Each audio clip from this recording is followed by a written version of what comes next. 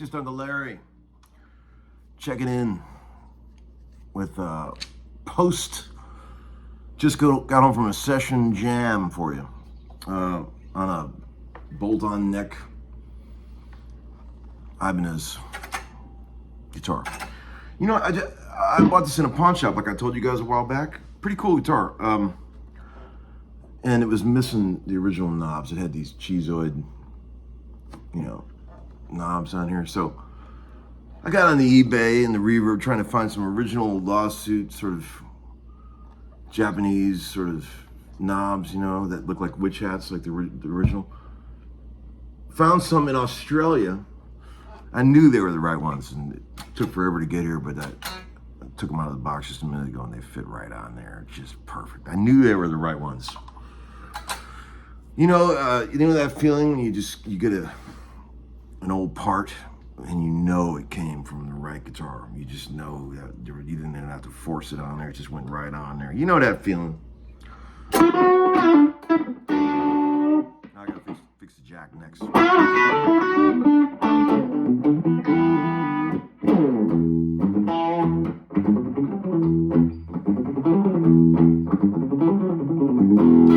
So, like, when you're playing rock and roll, right?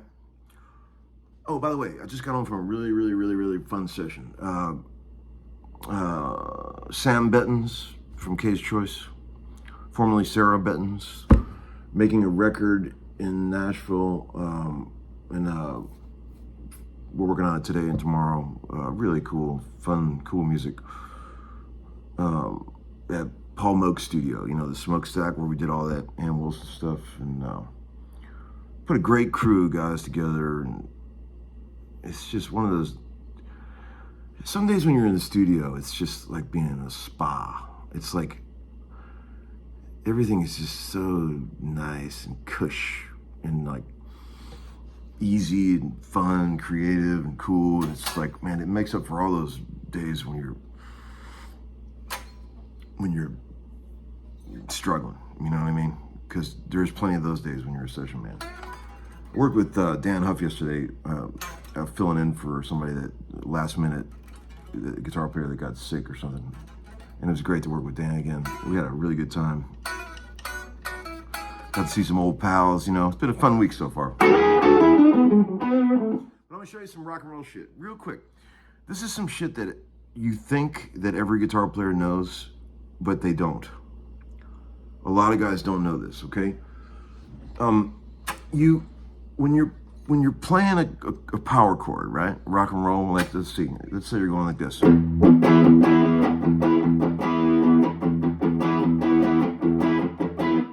gonna turn the amp down so the compressor on the iPhone doesn't freak out when I talk. Let's just say we're rocking on an E chord, right? Some of the ways you could rock would be the Chuck Berry rock, where you alternate the fifth to the sixth. You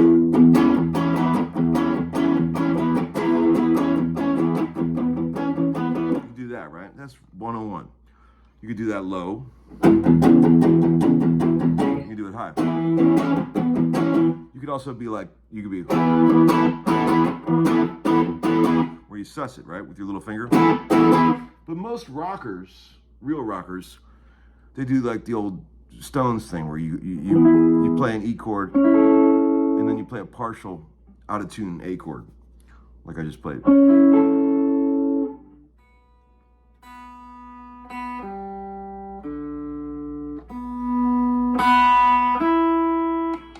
So it's like, so you got the root chord and you hammer on, right? Oldest trick in the rock and roll book, but amazing how many people don't know that. When you're playing in G, like down here, right? I'm gonna move the phone a little bit so you can see. You're like, you're hammering on part of a C chord. Same thing in E, right?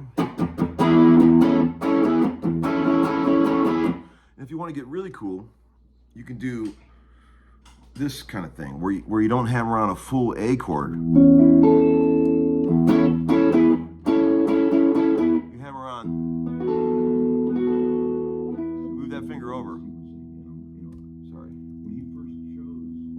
those. So you hammer on an A and an F sharp, and keep the B.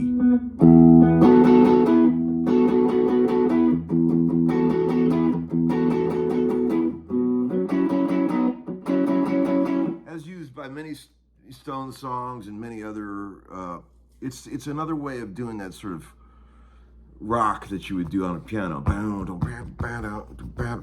You know, where you got the 4 chord basically over the 1. You know, in the key of B, it'd be like this.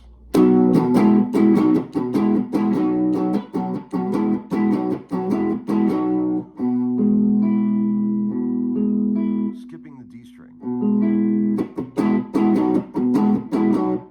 That's one that nobody plays. No one does that. But it's really cool. Like you get a 3-note chord, B, G sharp, and E, and you mute with your index, with your little finger, the D string.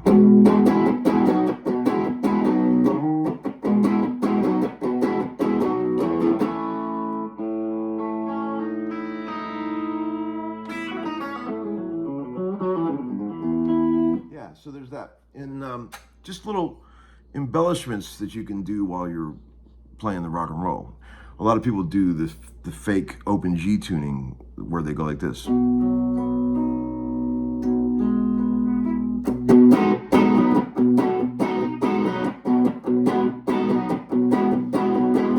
That chord is just really hard to get in tune on any guitar, even a guitar that's set up really well. People have a tendency to push that bass note too hard with your little finger. Let's see if I can actually get it in tune here. Intonation on this guitar is a bit of a mess. This is not really a professional instrument.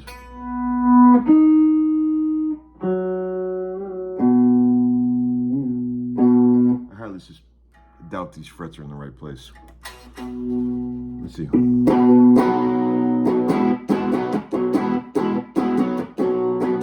Close, but not quite. So that's just 101 for most of you guys out there. You rock and rollers, I'm sure you guys know that, but amazing how many people don't get that hammering the 4 in a triad onto the 1. Right? And you know, I use that shit all the time, and I really like the creepy ones where you go.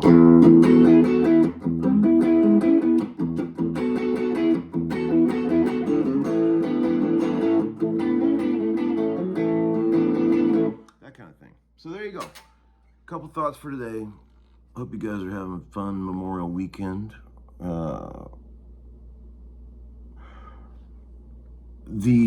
I've had people complaining that they haven't got their CDs, the Guthrie CDs, but don't worry, friends, they're coming. Baked Alaska never fails. The company that ships the stuff. I think they sent out updates today. Anybody that hasn't got theirs yet knows exactly what's going on. Tell me if I'm wrong. Actually, it's really not up to me to fix it anyway, so contact Baked Alaska if you have a problem, and Josh will take care of you. He's great. All right, friends. Have a great night. Thanks for watching the show. Have a Memorial Day. Bye-bye.